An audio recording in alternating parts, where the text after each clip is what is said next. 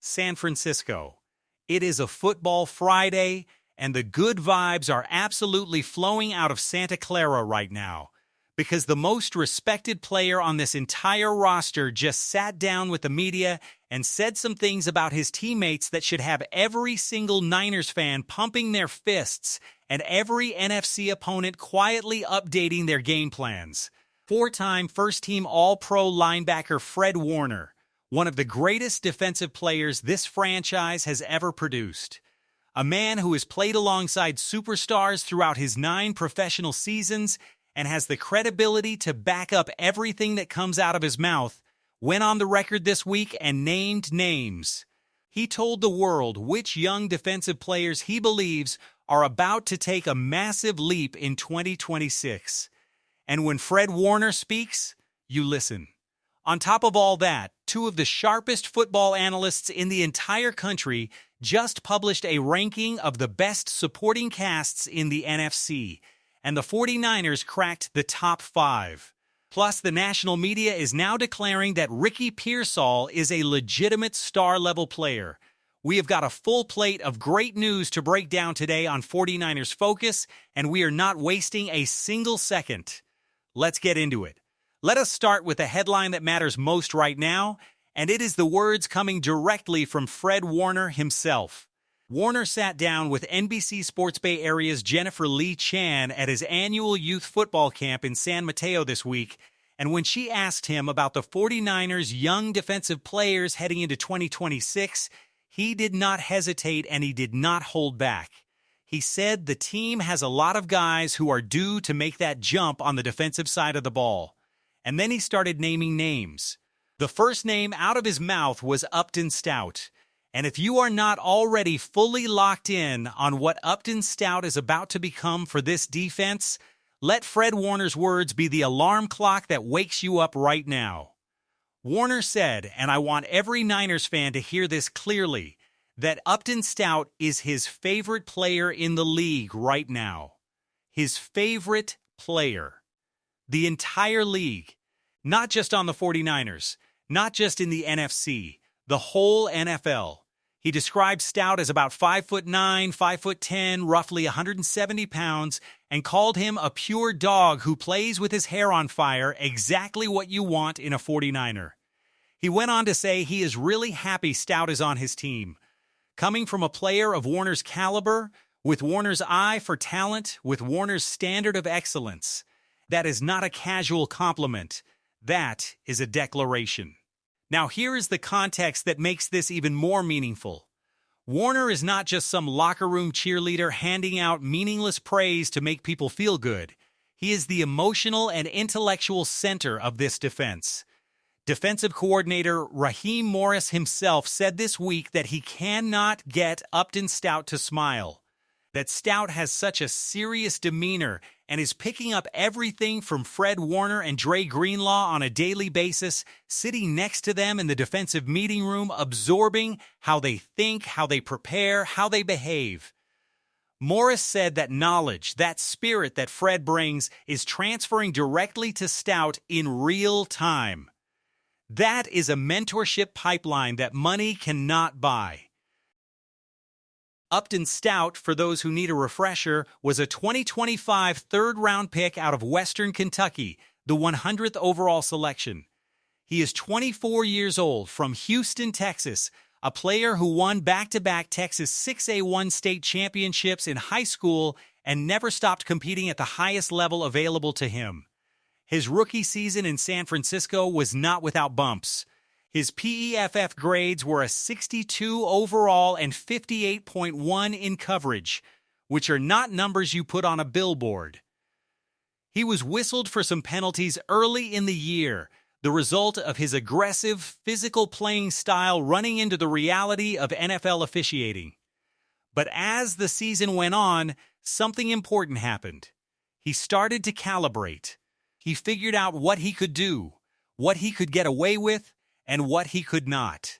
He posted 5 pass breakups, forced a fumble, and registered a sack against the New Orleans Saints that nobody asked a player his size to make. The eye test told a story that the stat sheet did not fully capture, and now, heading into year 2 with a full offseason in Robert Saleh's system. With Fred Warner whispering in his ear every single day, Upton Stout is about to become one of the best nickel corners in the NFC. Warner sees it. Raheem Morris sees it. And the Niners faithful should believe it. Warner was not done there.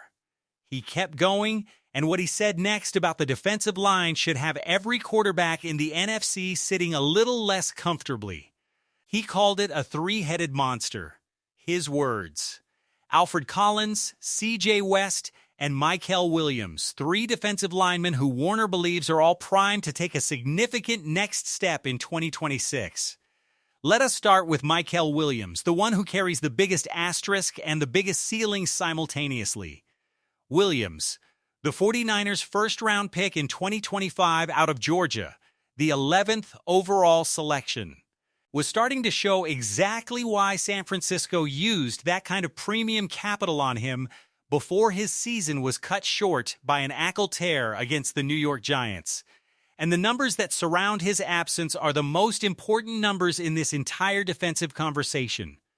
When Williams was on the field last season, the 49ers' run defense allowed a 42% success rate and a 9% explosive run rate.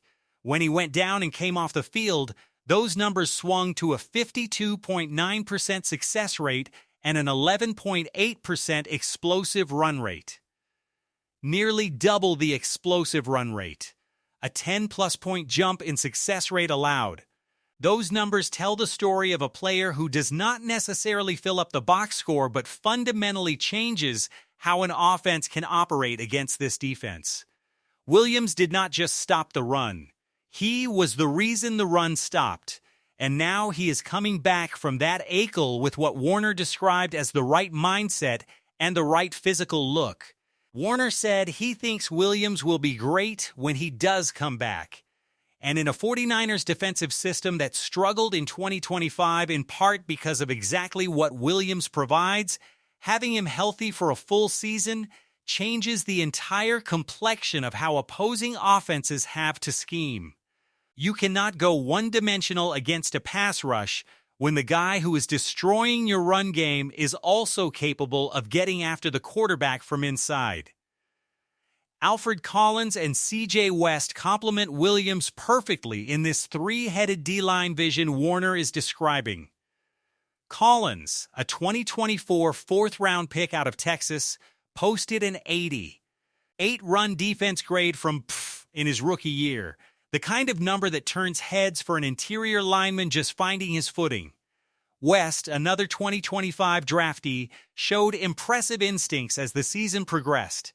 Both of them fit exactly what this franchise told us they wanted heading into the draft: run stuffers who can set the edge, control the line of scrimmage, and make life miserable for opposing ball carriers.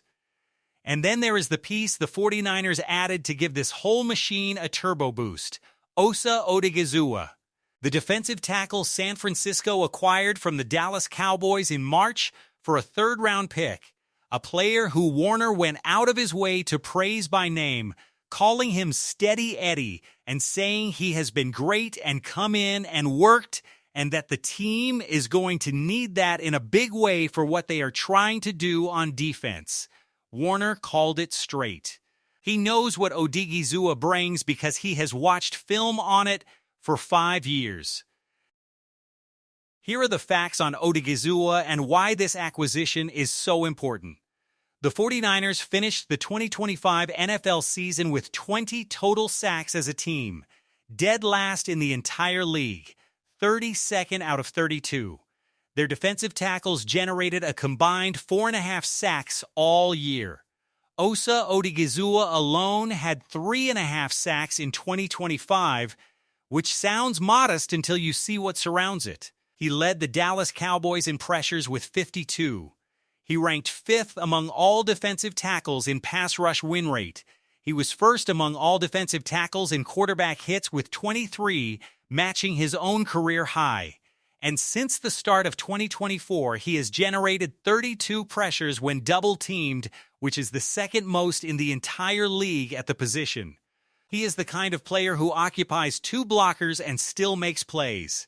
He is now 27 years old, signed through 2028, healthy from a minor elbow cleanup procedure, and absolutely fuming after being traded away from a Dallas Cowboys organization that chose to eat dead cap money rather than keep him. That is a motivated player arriving at exactly the right time. Now put it all together. Nick Bosa, when healthy, is one of the best edge rushers in professional football. Last season, he was limited and still produced at an above-average rate. This year, with Odigizua drawing double teams from the interior, with Williams clogging the running lanes and forcing quarterbacks to hold the ball an extra beat, with Romello Height waiting in the wings as the new third-round edge rusher who generated a 17.7% pressure rate in college, opposing offensive coordinators have to account for threats at every level of this defensive front simultaneously. That is when Nick Bosa gets back to the 15, 18 sack seasons that make him one of the most dangerous players in the game. The 49ers went from 20 sacks as a team to a front that could realistically generate 45 to 50 sacks if everything hits. That is not an exaggeration. That is the math when you add elite talent to a system this well coached. Now let us pivot to the offensive side of this conversation, because the national recognition coming in for the 49ers offensive supporting cast this week is something the faithful deserve to hear loud and clear. The Athletic's Robert Mays and Derek Klassen put out their rankings of the best supporting casts for quarterbacks across the NFC, and they placed San Francisco fourth in the entire conference. Fourth, with George Kittle coming back from a torn Achilles, Christian McCaffrey healthy after a year of managing his workload, Mike Evans added in free agency, and Ricky Pearsall entering year 3 with a full healthy offseason. Klassen's exact quote was that Kyle Shanahan prints top 5 offenses, not top 10, top 5. Every single time, and the data backs that up in a way that is almost embarrassing. Last season, despite a run game that was dead average and an offensive line that had questions, the 49ers led the entire NFL in passing success rate. 39.3% of their passing attempts went for first downs, the highest rate in the league. And when Mays looked at individual quarterbacks, he found that Brock Purdy finished first in the NFL in passing success rate last season. Who was second? Mac Jones, the 49ers' backup quarterback. Their quarterbacks finished first and second in passing success rate in the entire league. Not the Chiefs, not the Eagles, not the Bills, the 49ers. Because Kyle Shanahan's scheme creates legitimate open windows for quarterbacks that other offensive coordinators cannot manufacture. The quarterbacks just have to deliver the ball on time, and when they do, good things happen with extraordinary consistency. What is keeping the 49ers from climbing from 4th to 1st in these rankings? 2 things, and both are correctable: the run game and the offensive line. Shanahan himself acknowledged that last year was probably the worst year they have had running the football since he arrived in San Francisco. The 49ers were dead average in the run game. They could not assert themselves at the point of attack the way the Bears and the Rams could. And that limited their ability to set up play action and keep defenses off balance. If the run game improves, and there is real speed in this offense from the OTA reports coming out this spring, the ceiling for this offense is genuinely top 3 in the NFC. Robert Mays also went on record saying something that made every Ricky Pearsall fan light up. He said that after rewatching the film, his conclusion is that Pearsall is a star, not a good player, not a promising player, a star-level player. And the statistic he cited to support that claim is remarkable. Among all players with at least 50 targets last season, Pearsall finished 4th in the entire NFL in first downs per target. The 3 players ahead of him: Puka Nacua, George Pickens, and George Kittle. That is elite company. That is not a player who is getting by on volume. That is a player who is maximally efficient when the ball comes his way. Pearsall's story in San Francisco has been one of constant interruption and constant resilience. He was shot during the 2024 preseason, came back from that and missed time, was injured again during the regular season, then came back in 2025 and started the year brilliantly before injuries cut that season short as well. In his first 2 NFL seasons when he has been able to play, the production has been real. In 9 games in 2025, he produced 36 catches on 53 targets for 528 yards and 7 yards per catch. He was on pace for over 1,000 yards. He averaged 59 receiving yards per game, which led the entire team. In his rookie year in those 11 games, 31 catches for 400 yards, 9 yards per catch. The efficiency is there every time he plays. The only thing standing between Ricky Pearsall and legitimate WR1 production in 2026 is health. And in an offense that now features Evans as an additional red zone weapon, Kittle as the security blanket, and McCaffrey as the chess piece that forces defenses to commit safeties, Pearsall is going to get his opportunities against single coverage all season long. Can he stay healthy? That is the only question. And if the answer is yes, the Athletics' assessment of him as a star-level player is going to look prophetic by January. Step back from all of this for one moment and just appreciate what is in front of this franchise. Fred Warner, heading into his 9th season, is still playing at an all-pro level and is now serving as a teaching engine for a second wave of young defensive talent that includes Upton Stout, Keion Williams, Alfred Collins, C.J. West, and now Osa Odigizua, feeding off the energy of playing alongside Nick Bosa. The offense features Brock Purdy running what 2 national analysts just identified as the 4th best supporting cast in the NFC, with the ceiling to be first if the run game and offensive line get right. Ricky Pearsall is being called a star. Kyle Shanahan is printing top 5 offenses the way he has done everywhere he has ever coached.